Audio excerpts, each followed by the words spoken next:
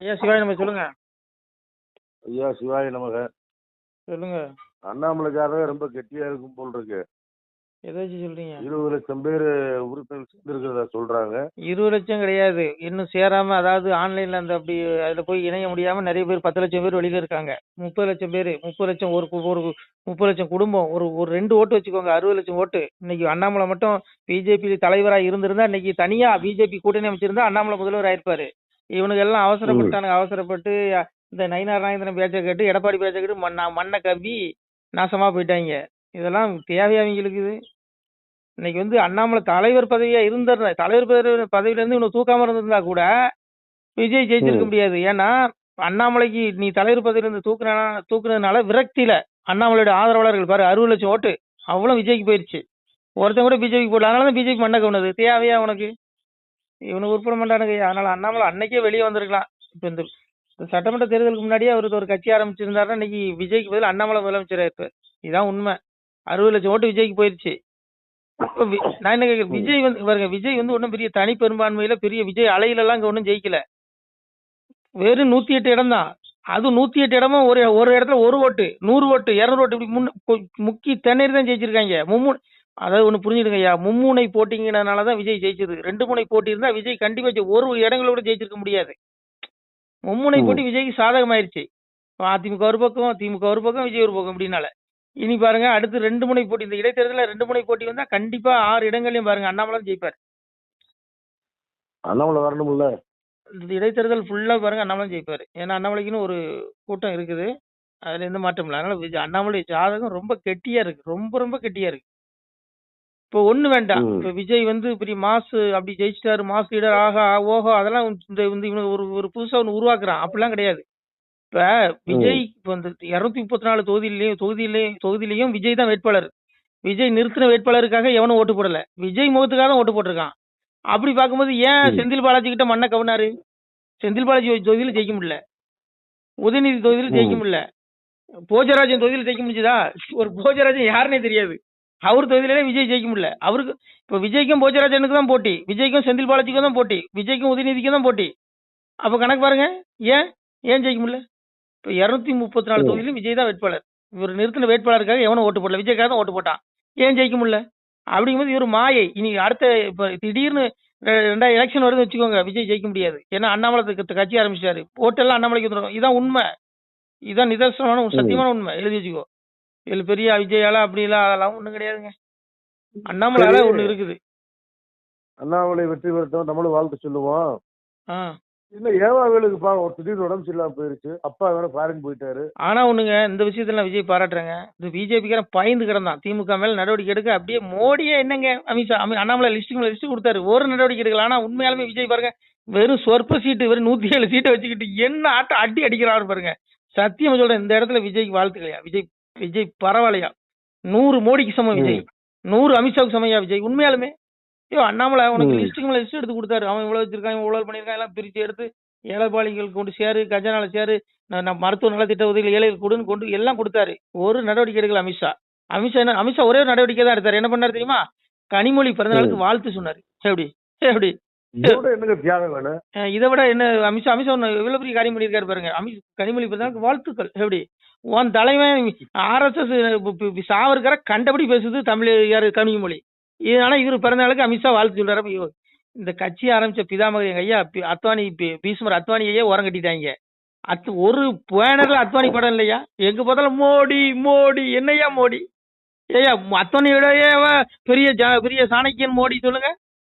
ஒரு வருஷம் அது அந்த பீரியட் அத்வானி கிட்ட கொடுக்க சொல்லுங்க பிரதமர் பதவியை. பார்க்கலாம் எப்படி இருக்கு நாடு. நல்லா இருக்கும். இப்படிலாம் ஆணவத்துல அவனும் பேச மாட்டான். வாழை நெருக்கி சுண்ணாம்பு வச்சிருவார். மோடி ரொம்ப மென்மை போக்குங்க. இது ஆகாது. மோடி ரொம்ப மென்மை போக்கு. எங்க ஐயா யோகி கையில ஆட்சியை கொடுக்கணும். எங்க ஐயா யோகி கையில ஆட்சியை கொடுத்தா நாட்டுல இவ்வளவு கொலை நடக்காது, கொள்ளை நடக்காது, இவ்வளவு கற்பழிப்பு நடக்காது. உடனே தண்டனை. இவர் அப்படி கிடையாது. இவர் சும்மா அப்படியே என்னமோ நான் தான் ஸ்ரீராமச்சந்திர மூர்த்தி அப்படிங்கிற மாதிரி அவர் நினைச்சிட்டு இருக்காரு.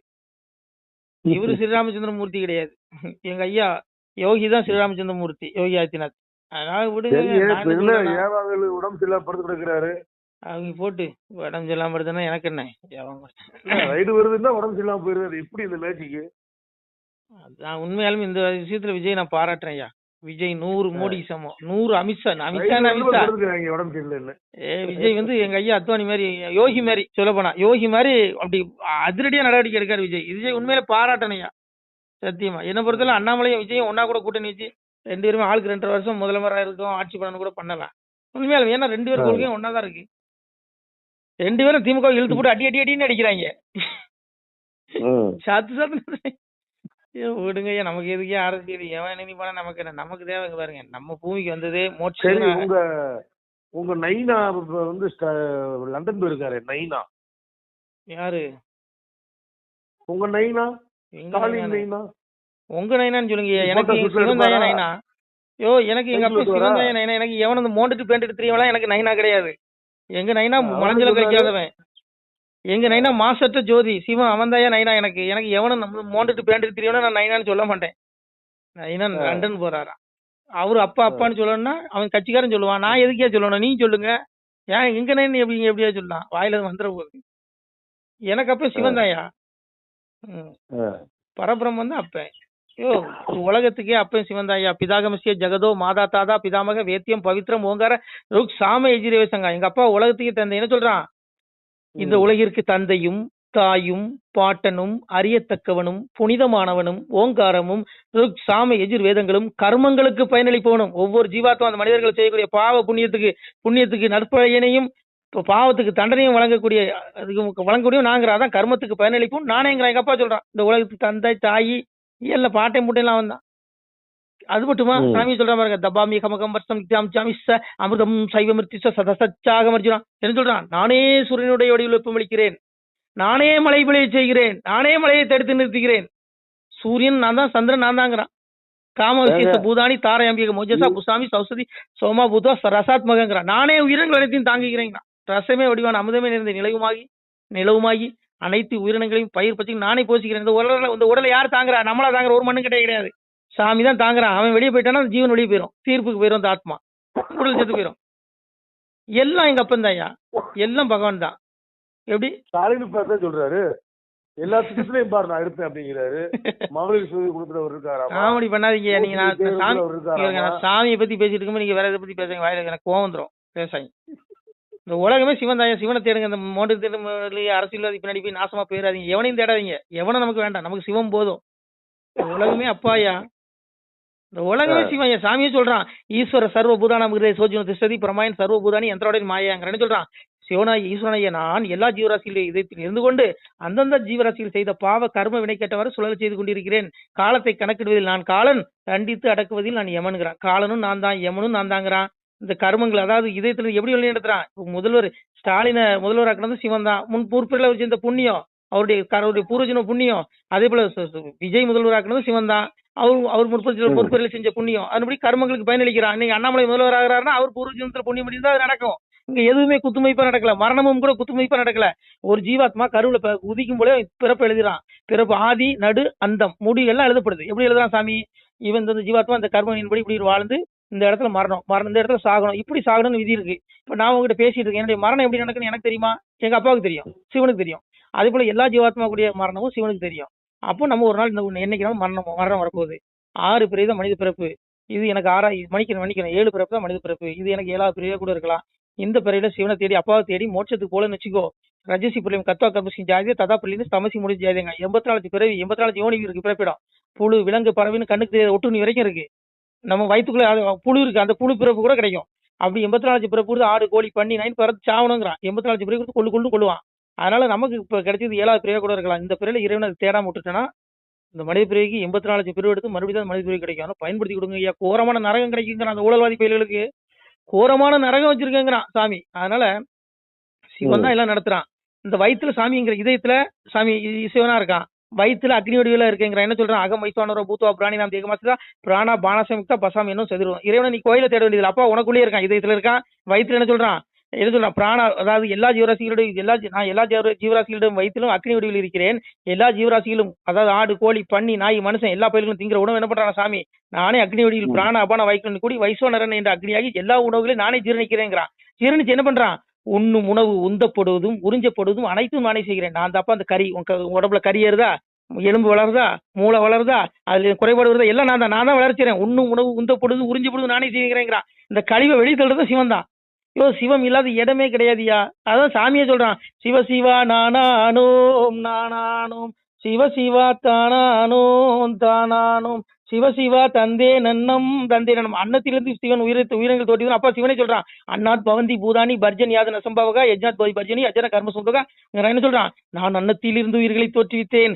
அன்னமோ மலையிலிருந்து கிடைக்கிறது, மலையோ வேள்வியிலிருந்து கிடைக்கிறது. அப்ப அன்னத்துல இருந்தா, அப்ப நம்ம அன்னம்னா உணவு சாப்பிட்டாதானே உடல் வளருது. சாமியே அன்னத்துல இருந்து அந்த உயிர்களை தோற்றிவித்தேங்கிறான். சிவன் சொல்றான், இந்த உடல் அன்னமயமானது. ஆனா உள்ள இருக்கிற ஆத்மா சிவனுடைய அம்சம், ஜோதி. அந்த ஆத்மாவுக்கு வலிவே கிடையாது. ஆனா அந்த ஆத்மாவுக்கு தண்டனை உண்டு. இந்த உடல் என்னென்ன பாவம் செய்தோ அதுக்கு உண்டான தண்டனையை நரகத்தில் அனுபவிக்கும். நரகத்தில் அனுபவித்த பிறகு இறப்புக்குரிய மண்ணுலகில் 84 லட்சம் பிறவி, புழு விலங்கு பறவைன்னு 84 லட்சம் பிறவி எடுக்கும். ஆனா மனித பிறவி கிடைக்காது. அதனால இது 7 வாய்ப்பு தான், பயன்படுத்திக்கோ. இதுல நீ விஜய் நாம வாழ்க, மோடி நாம வாழ்க, அமித்ஷா நாம வாழ்க அப்படின்னு சொல்லிட்டான்னு வச்சுக்க, உனக்கு என்ன கிடைக்கும்? பாவம் தான் வந்து சேரும். ஏன்னா மனுஷனை வாழ்கன்னு சொல்லக்கூடாது. போற்றுதலுக்குரியவன் புகழுக்குரியவன் இறைவன் ஒருவன் மட்டுமே. மனுஷ பிள்ளைகளை கையெடுத்து கும்பிடவே கூடாது. சிவன் ஒருத்தன் தான் போற்றுதலுக்குரியவன். புரியுதா உங்களுக்கு? உலகமே சிவன் தான். எதாமாம் பிரபத்தியத்தை தாம்சதி பஜாமிகம் அம்மா வருத்துவனத்தை மனுஷியா பார்வ சர்வசங்கர. சாமி சொல்றான், எந்த மனிதர்கள் என்னை எவ்விதம் வழிபடுகிறார்களோ நானும் அவர்களை அதற்கேற்பவே அணுகுகிறேன், அருள் புரிகிறேன்.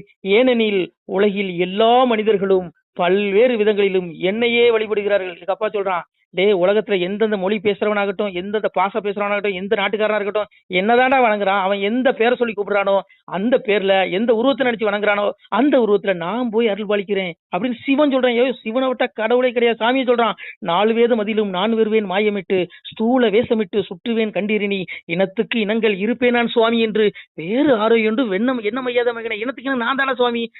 எவன் எப்படி கும்பிட்டாலும் நான் தானே கடவுள். அவன் என்னென்ன பேரை வேணாலும் சொல்லி கூப்பிட்டு போறான், நான் தானே சாமி. என்னையெல்லாம் தெய்வம் இவ்வுலகில் இருக்கிறதோ அங்க கிடையாது. சாமி சொல்றான், என்னை அறியாமல் எதும் வகை உலகில் இல்லை, தன்னை அறிந்ததுண்டால் தலைவனை நீ அறிவாய் மகனே, என்னை அறிந்தவர்க்கு ஈசன் வழி சொல்லுகிறேன் கண்ணாலே மனக்கண்ணாலே, காணுமப்பா வழியதுதான் மண்ணில் மூவாசை உங்களுக்கு அது மாற்றானாயிருக்குதடா, என்னை கண்ணாலே கண்டதுண்டால் களி தீரும் என் மகனே.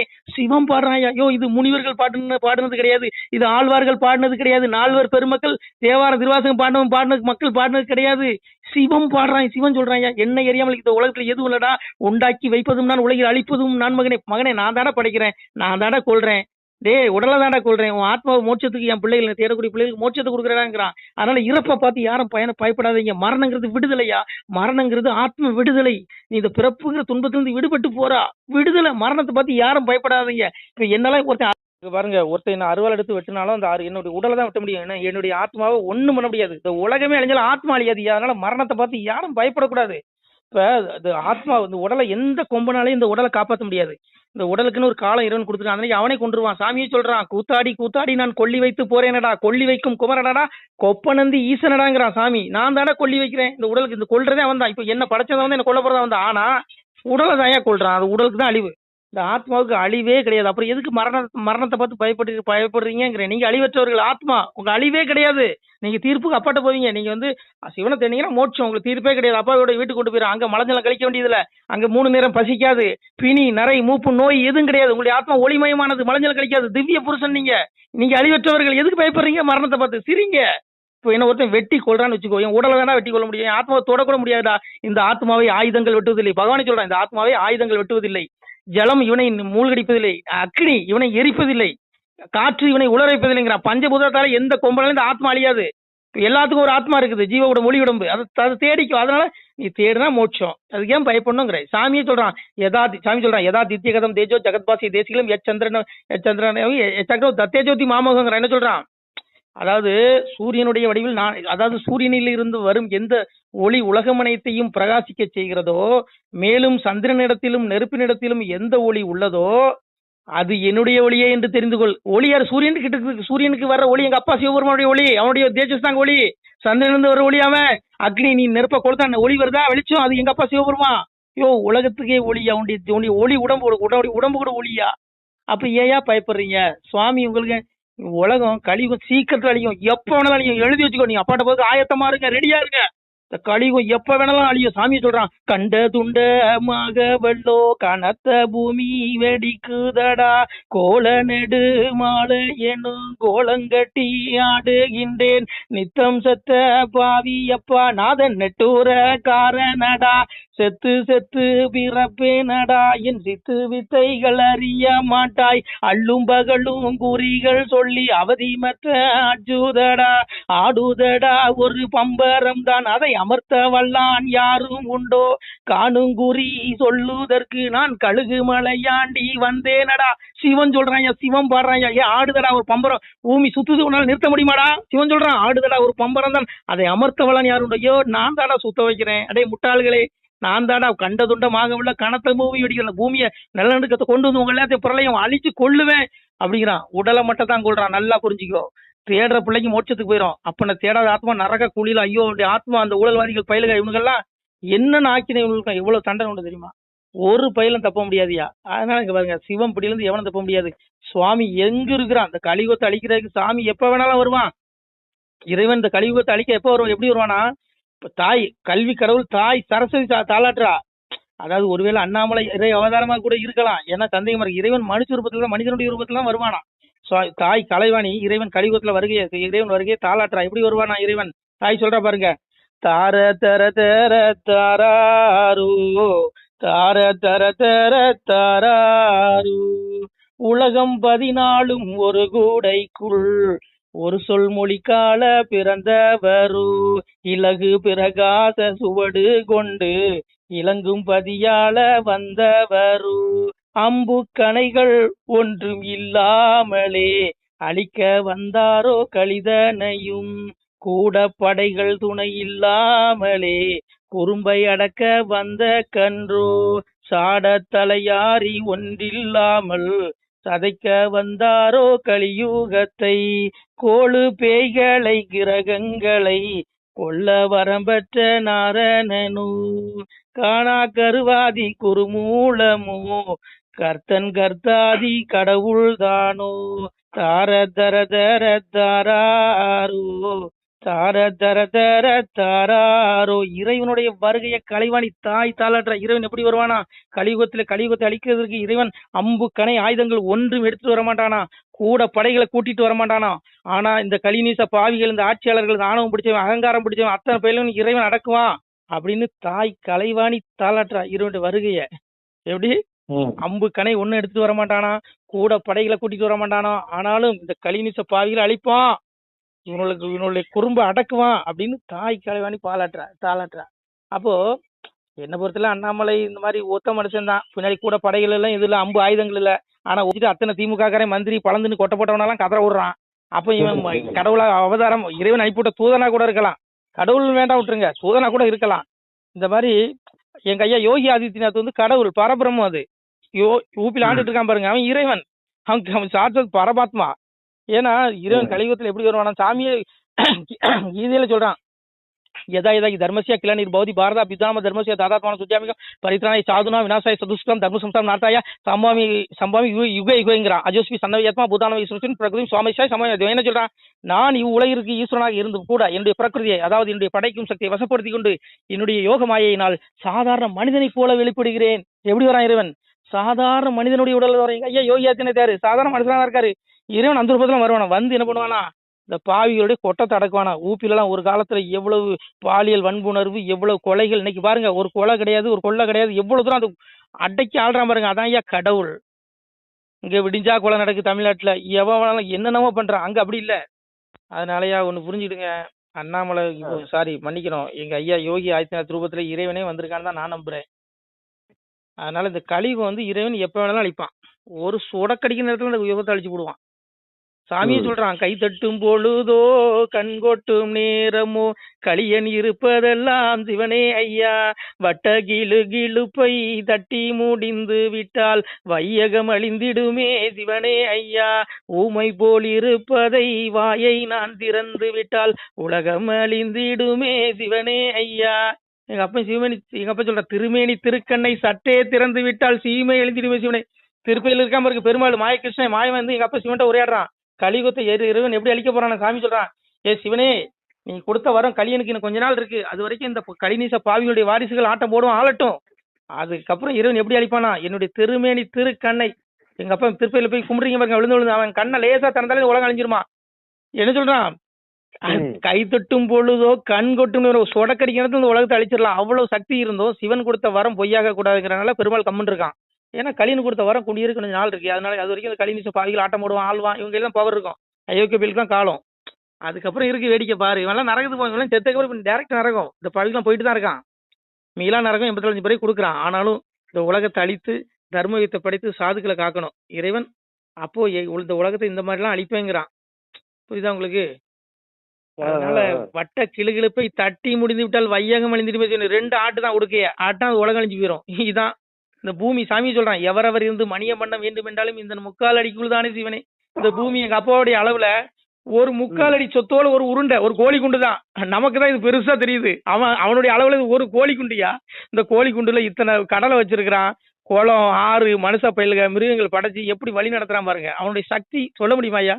நீ இங்க ராஜா மந்திரின்னு சொல்றதுலாம் என்னுடைய 3/4 அடி தாண்டாங்கிறான். மணி நீ எவரவர் இருந்து மணிய பண்ண வேண்டும் என்றாலும் இந்த 3/4 அடிக்குள் தானே சிவனே.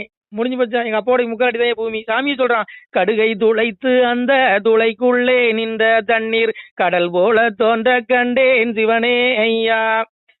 கடுகு. எங்க அப்பா சொல்றான், என்னுடைய மகாவிஷ்ணு சிவன் ஒரு சிவனே, இந்த பூமி ஒரு கடுகு அளவு, இதுக்குள்ள இருக்கிற தண்ணியை பார்த்துட்டு கடல் அளவு கடல்னு சொல்றான் மனுஷங்கிறான். நமக்கு தாயா கடல், அவனுக்கு இந்த பூமியே ஒரு கடுகு. அதான் கடுகை துளைத்து அந்த துளைக்குள்ள நிக்கிற கடல். அந்த கடுகுக்குள்ள நிக்கிற தண்ணீர் கடல் போல தோன்றகனே ஜீவனைங்கிறான். நம்ம பார்வைக்கு இது கடலா தெரியுது, அவனுக்கு. சிவாய நம. திருச்சிட்டம்பலம். அன்புடையீர் வணக்கம். தற்போது நீங்கள் பார்க்கக்கூடிய இந்த இடத்துல ஒரு சிவாலய திருப்பணி நடைபெற்று கொண்டிருக்கிறது. இந்த இடம் பார்த்தீங்கன்னா திருநெல்வேலி மாவட்டம் நான்குநேரி தாலுக்கா ஆண்டான்குளம் கிராமம் அருகில் ஒரு இயற்கை எழில் கொஞ்சம் இடத்துல இந்த திருப்பணி நடைபெற்று கொண்டிருக்கிறது. இந்த சிவாலயத்தினுடைய சிறப்பு என்னன்னு பார்த்தீங்கன்னா, இந்த இடத்துல வாழ்ந்து மறைந்த சித்தர் பயன்படுத்திய அந்த சித்தர் வழிபட்ட சிவலிங்கம் மற்றும் அவர் கரங்களால் எழுதிய ஓலைச்சுவடி, அவர் தவம் செய்யும் பொழுது பயன்படுத்திய அந்த வாசி தண்டம், கிட்டத்தட்ட இதெல்லாம் பல ஆயிரம் ஆண்டுகளுக்கு முன்னாடி உள்ள பொக்கிஷம் இன்றளவும் பாதுகாக்கப்பட்டு இருக்கு. மக்களே, இந்த திருப்பணிக்கு உங்களால் முடிஞ்சால் ஒரு சிறிய உதவி செஞ்சு கொடுங்க.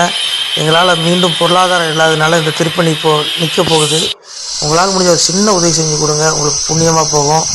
இந்த புண்ணிய பலன் எம்பெருமான் தங்களுக்கு கோடான கோடியாக தருவான், அதில் எந்த மாற்றமும் இல்லை. சுவாமி பார்த்தீங்கன்னா, ஐயோ இன்றளவு நாகங்கள் இந்த இடத்துல இத்தனை கணக்கு கிடையாது.